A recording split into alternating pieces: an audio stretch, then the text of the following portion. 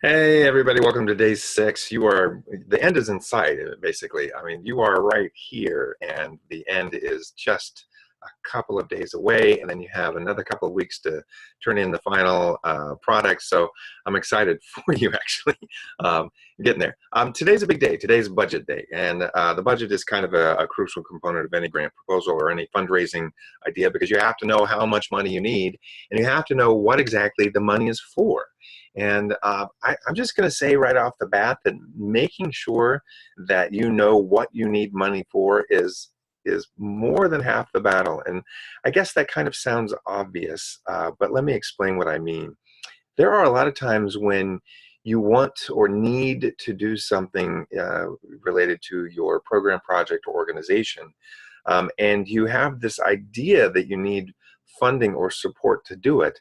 But when push comes to shove, a lot of us, especially working in social justice areas or social entrepreneurship or something that has a social or educational impact, we're very used to making do with what we have, or doing what we can with as few resources as possible.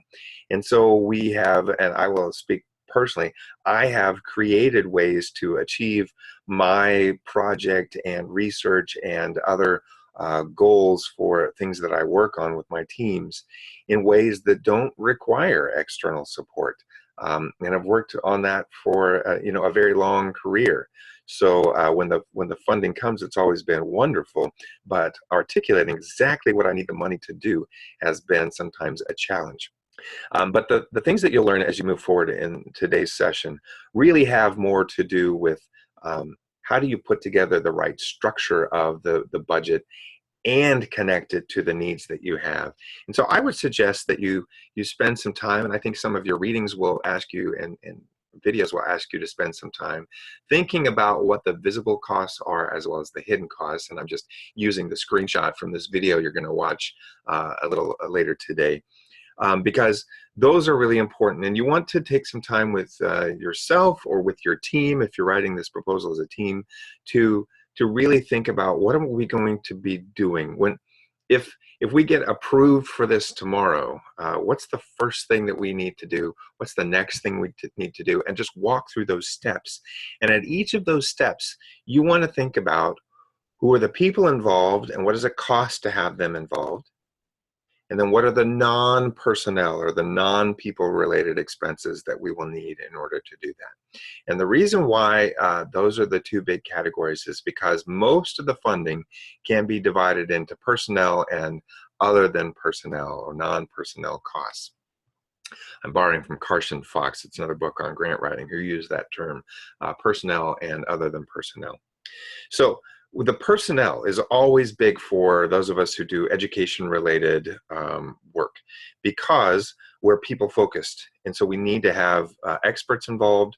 We need to have uh, people who can direct parts of the program involved.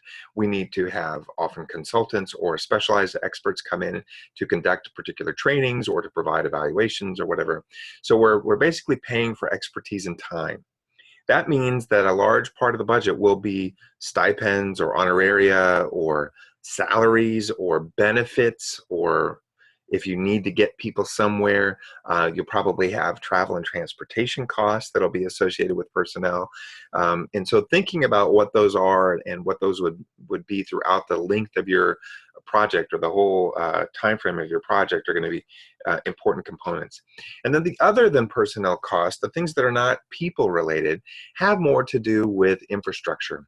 So what are the facilities? What are the supplies? What are the things that you can tangibly hold and touch, or the services that you must purchase in order to accomplish the goals that you have in mind?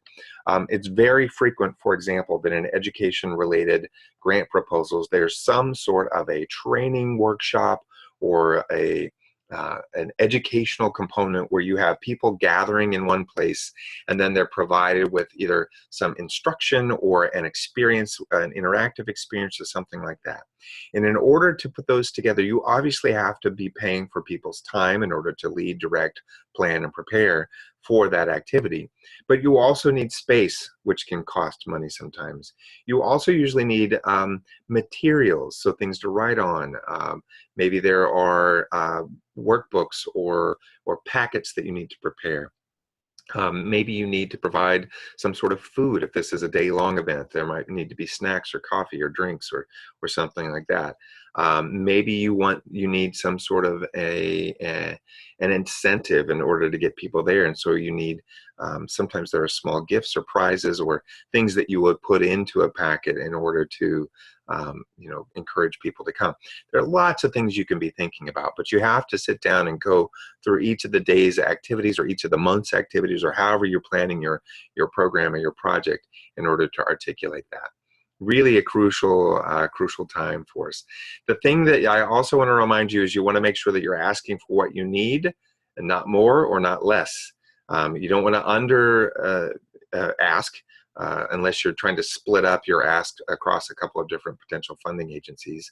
And in that case, you need to specifically say, I need, a large amount, but I'm only asking for this smaller fraction of that because I'm also asking this other group to cover the cost for the remaining parts.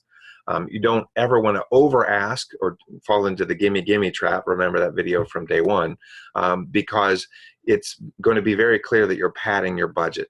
And what funding agencies want to do is provide you with the amount of money that you need in order to get it done. But your responsibility as an organization or a project director or whatever when you're seeking funding is to make sure that you're asking for only the funding that is required in order to implement the project.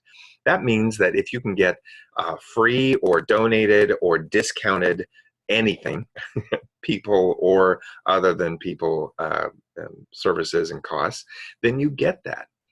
So if you have access to an information source that you might have to pay for if you weren't part of your university or organization or whatever, but you have access to for free because you are part of that organization, you want to mention that this is a cost that is saved, or this is an in-kind cost that is donated by the organization that you're already a part of.